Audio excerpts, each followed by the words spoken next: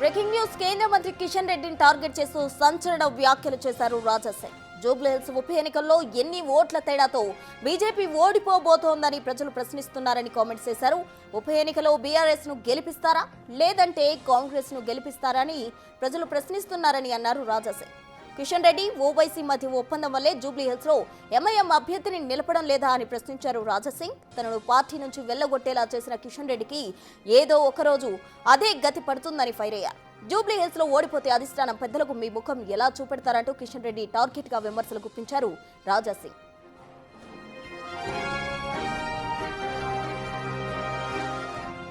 కేంద్ర మంత్రి కిషన్ రెడ్డిని టార్గెట్ చేస్తూ సంచలన వ్యాఖ్యలు చేశారు రాజాసింగ్. జూబ్లీహిల్స్ ఉప ఎన్నికకు సంబంధించి ఎన్ని ఓట్ల తేడాతో బీజేపీ ఓడిపోబోతుందో ప్రజలు ప్రశ్నిస్తున్నారంటూ కూడా రాజాసింగ్ కామెంట్స్ చేశారు. మీ గౌరవం ప్రమాదంలో ఉంది అంటూ కూడా పలు సంచలన వ్యాఖ్యలు చేశారు రాజాసింగ్. ఉప ఎన్నికలో బీఆర్ఎస్ ను గెలిపిస్తారా లేదంటే కాంగ్రెస్ ను గెలిపిస్తారా అని ప్రజలు ప్రశ్నిస్తున్నారని రాజాసింగ్ అంటూ ఉన్నారు. కిషన్ రెడ్డి ఓవైసీ మధ్య ఒప్పందం వల్లే జూబ్లీహిల్స్ లో ఎంఐఎం అభ్యర్థి నిలబడం లేదా అని ప్రశ్నించారు రాజాసింగ్. తనను పార్టీ నుంచి వెళ్లగొట్టేలా చేసిన కిషన్ రెడ్డికి ఏదో ఒక రోజు అదే గతి పడుతుందంటూ కూడా రాజాసింగ్ ఫైర్ అయ్యారు.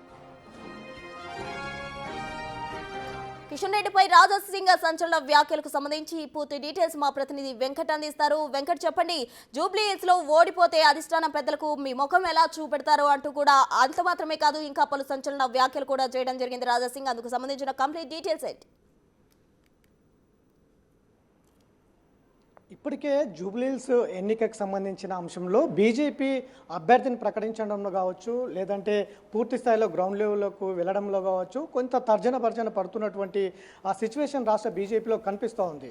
ఇప్పటికే దానికి సంబంధించి ఒక లేఖాస్త్రం, వార్నింగ్లతో కూడిన ఒక లేఖాస్త్రం, రామచంద్రరావు వదిలినటువంటి ఏదైతే లేఖాస్త్రం ఉందో అది కూడా సంచలనంగా మారింది. అసలు ఎవరు ఈ లేఖాస్త్రం ఏంటి, ఈ అభ్యర్థిని ప్రకటించకపోవడం ఏంటి, ఇదంతా కూడా ఒక పరిస్థితులు ఉన్నాయి. కానీ ఇప్పుడు తాజాగా రాజాసింగ్ మాజీ పార్టీ సభ్యుడు, ఎమ్మెల్యేగా కొనసాగుతున్నారు గోషామహల్. రాజాసింగ్ చేసినటువంటి వ్యాఖ్యలు మళ్ళీ ఇప్పుడు రాష్ట్ర పార్టీలో దుమారం లేపుతున్నాయి. కిషన్ రెడ్డిని టార్గెట్ చేస్తూ మరొకసారి ఆయన చేసిన వ్యాఖ్యలు ఏవైతే ఉన్నాయో పార్టీలో చర్చనీయాంశంగా మారింది. ఇప్పటికే అభ్యర్థి అంశంలో అనేక పార్టీ అభ్యర్థిని ప్రకటించడం కావచ్చు, అనేక అంశాల్లో సతమతం అవుతున్నటువంటి సిచ్యువేషన్ ఉంది. కానీ రాజాసింగ్ చేసినటువంటి ఏదైతే వ్యాఖ్యలు ఇవాళ గోల్కొండ జిల్లా ఆయన పరిధిలోకి వస్తుంది. మొత్తం గ్రేటర్ హైదరాబాద్ని 8 జిల్లాలుగా పార్టీ లెక్కల ప్రకారం 8 జిల్లాలు ఉంటాయి.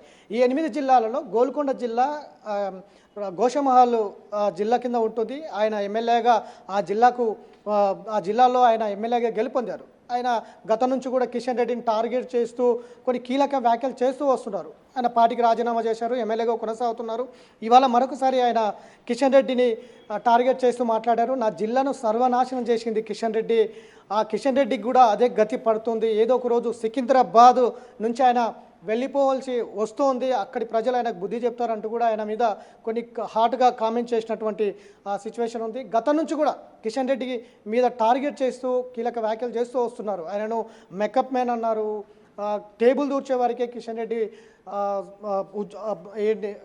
రెడ్డి పదవులు అందిస్తారన్నారు. అనేక అంశాలు ఆయన మీద టార్గెట్ చేస్తున్నటువంటి మొత్తం దొంగలంతా కలిశారు, రాష్ట్ర పార్టీని నాశనం చేశారు, టికెట్లు అమ్ముకున్నారు.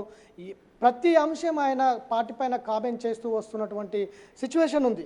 ఇవాళ కూడా ఎన్నిక సందర్భంగా జూబ్లీహిల్స్ ఎన్నిక ఉంది. రసవతరంగా ముందుకు పార్టీలన్నీ కూడా కీలకంగా తీసుకున్నాయి. ఉన్న పలంగా జూబ్లీహిల్స్ సికింద్రాబాద్ సెగ్మెంట్లో ఉంది. సికింద్రాబాద్ పార్లమెంటుకు కిషన్ రెడ్డి ప్రాతినిధ్యం వహిస్తున్నారు. అట్లాంటి కిషన్ రెడ్డి బాధ్యత వహిస్తున్నటువంటి జూబ్లీహిల్స్ పైన చాలా కీలకంగా రాజాసింగ్ వ్యాఖ్యలు చేశారు. ఎన్ని ఓట్లతో ఓడిపోతున్నారో ప్రజలు, తెలంగాణ ప్రజలు, అట్లనే జూబ్లీహిల్స్ ప్రజలు కూడా సమాధానం కావాలని అడుగుతున్నారు. ఎన్ని ఓట్లతో ఓడిపోతున్నారు కిషన్ రెడ్డి సమాధానం చెప్పాలి.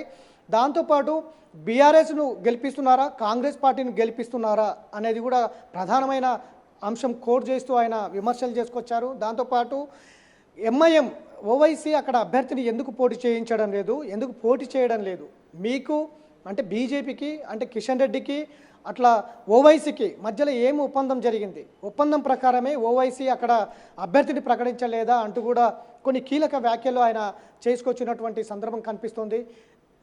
ఓవైసీకి కిషన్ రెడ్డి మంచి సన్నిహిత్యం ఉంది, మంచి స్నేహితుడు, అది ఓవైసీ చెప్తారు. అంటే ఇద్దరి మధ్యలో ఎలాంటి ఒప్పందం జరిగింది? ఓవైసీ బీజేపీ మధ్యలో ఒప్పందం ప్రకారమే అక్కడ అభ్యర్థిని నిలబెట్టడం లేదా, లేదంటే బీజేపీ ఎవరిని గెలిపించబోతుంది?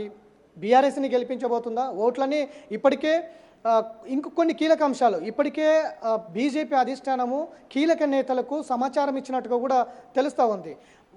కాంగ్రెస్ గెలవకూడదు, ఖచ్చితంగా బీజేపీ ఓట్లన్నీ బీఆర్ఎస్కైనా పడినా పర్వాలేదు, కాంగ్రెస్ గెలవకూడదు అంటూ నేతలకు కీలక నేతలకు సమాచారం ఇచ్చినట్టుగా కూడా రాజాసింగ్ ఇందులో చెప్తున్నటువంటి సిచ్యువేషన్. అంటే ఈ మొత్తం మీద ఏం జరుగుతోంది ఇక్కడ? రాజాసింగ్ చేసినటువంటి వ్యాఖ్యలు గతం నుంచి కూడా కిషన్ రెడ్డిని టార్గెట్ చేస్తూ, కిషన్ రెడ్డిని కోడ్ చేస్తూ, అధ్యక్షుడు ఉన్నన్ని రోజులు ఆయన మీద కామెంట్ చేసినటువంటి సిచ్యువేషన్ ఉంది. ఇప్పుడు కూడా కిషన్ రెడ్డి బాధ్యత వహిస్తున్నటువంటి జూబ్లీహిల్స్ పైన కూడా కొన్ని కీలక వ్యాఖ్యలు చేసుకొచ్చారు. అంటే ఏం ఒప్పందం జరిగింది? ఓవైసీని కిషన్ రెడ్డిని పోల్చుతూ ట్యాగ్ చేస్తూ మాట్లాడడం కావచ్చు, నిజంగా జూబ్లీహిల్స్లో ఏమైనా ఒప్పందం జరిగిందా? ఇప్పటికే బీఆర్ఎస్ బీజేపీ ఒకటే, ఆ ఒప్పందం ప్రకారమే జూబ్లీహిల్స్ ఎన్నిక కాదు ఏ ఎన్నిక కూడా రాష్ట్రంలో ముందుకు వెళ్తూ ఉన్నారు అనేది కూడా ఒక చర్చ ప్రచారం కొనసాగుతూ ఉంది గత ఎన్నికల నుంచి కూడా.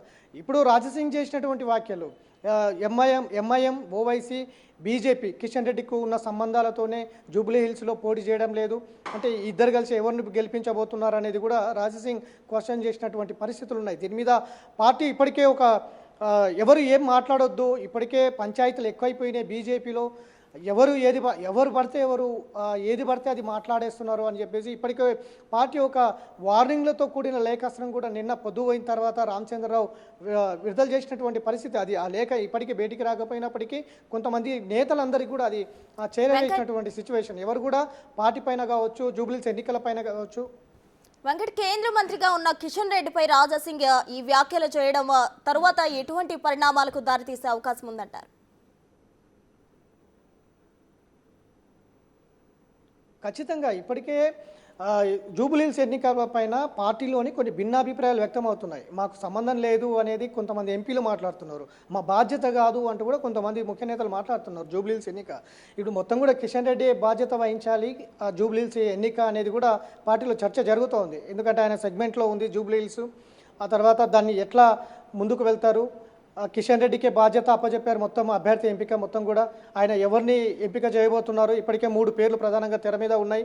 ఆ 3 పేర్లతో పాటు బయట నుంచి కూడా అభ్యర్థుల పేర్లు అనేకం వినిపిస్తున్నాయి. విక్రమ్ గౌడ్, బొంతు రామ్మోహన్, లేకపోతే జయసూదనో, అంతకుముందు సుహాసిను, ఇట్లా పేర్లు బయట నుంచి కూడా వినిపిస్తున్నాయి. ఇప్పటికే అభిప్రాయ సేకరణ చేపట్టి 3 పేర్లు ఫైనల్గా అధిష్టానం దృష్టికి వెళ్ళిందనేది కూడా తెలుస్తుంది. ఇవాళ రేపు ప్రకటిస్తారని చెప్తున్నారు. కానీ ఈ పార్టీలో ఉన్న వారికి ఇస్తారా, బయట వ్యక్తులకు ఇస్తారా అనేది ఒకవైపు సస్పెన్స్ జరుగుతుంది. ఇప్పుడు రాజాసింగ్ చేసినటువంటి వ్యాఖ్యలు కూడా కొంత దుమారం లేపే అవకాశం అయితే కనిపిస్తుంది, పార్టీలో చర్చ జరిగే అవకాశం అయితే కనిపిస్తుంది.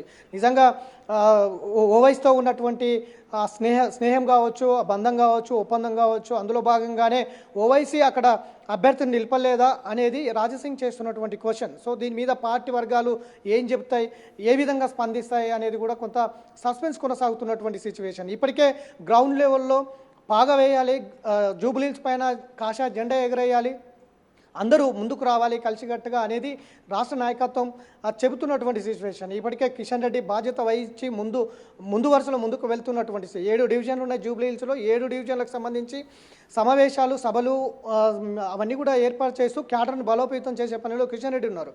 కానీ ఇప్పుడు రాజాసింగ్ చేసినటువంటి వ్యాఖ్యలు ఇప్పటికే మా బాధ్యత కాదంటూ సొంత పార్టీ ఎంపీలే చెబుతున్నటువంటి పరిస్థితులు ఉన్నాయి. కలిసికట్టుగా ముందుకు రావాల్సిన ప్రతినిధులే ఆ విధంగా మాట్లాడడం కూడా చర్చ జరుగుతుంది. ఇప్పుడు రాజాసింగ్ చేసినటువంటి ఏవైతే కామెంట్లు కూడా చర్చ జరిగే అవకాశం కనిపిస్తుంది. దీని మీద పార్టీ వర్గాలు ఏ విధంగా స్పందిస్తాయి? పార్టీకి రాజీనామా చేసిన తర్వాత కూడా గోషామహల్ ఎమ్మెల్యే రాజాసింగ్ కిషన్ రెడ్డిని టార్గెట్ చేస్తూ, ప్రధానంగా కిషన్ రెడ్డిని కోడ్ చేస్తున్నటువంటి విమర్శలను పార్టీ వర్గాలు ఏ విధంగా తిప్పికొడతాయి? నిజంగా రాజాసింగ్ చేస్తున్నటువంటి గతంలో కూడా రాష్ట్ర కమిటీని రామచంద్రరావుని ఒక డమ్మీ రబ్బర్ స్టాంప్తో పోల్చడము, ఒక డమ్మీ రాష్ట్ర కమిటీది, వీరి వల్ల అధికారంలోకి వస్తే కనీసం జూబ్లీహిల్స్ ఎన్నికల్లో గెలిస్తే నేను రాజకీయ సన్యాసం చేస్తా, రాజీనామా చేస్తా, రాజకీయాల దూరంగా ఉంటా అని కూడా ప్రకటించినటువంటి పరిస్థితులు ఉన్నాయి రాష్ట్రంలో అధికారంలోకి వస్తే.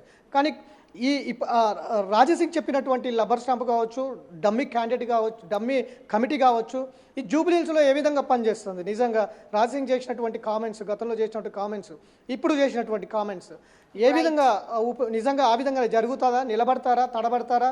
లేదంటే ఇప్పటికే రాజాసింగ్ చెప్పినట్టు తెలంగాణ ప్రజలకి ఏం చెప్తారు, ఒకవేళ అధిష్టానానికి కిషన్ రెడ్డి ఏ విధంగా ముఖం చూపెడతారు, ఇవన్నీ కూడా రాజసింగ్ చేస్తున్నటువంటి వ్యాఖ్యల్లో కీలకంగా ఉన్నవి. సో దీని మీద రాజసింగ్ చేసినటువంటి వ్యాఖ్యల మీద పార్టీ వర్గాలు ఏ విధంగా సమాధానం చెప్తాయనేది చూడాలి.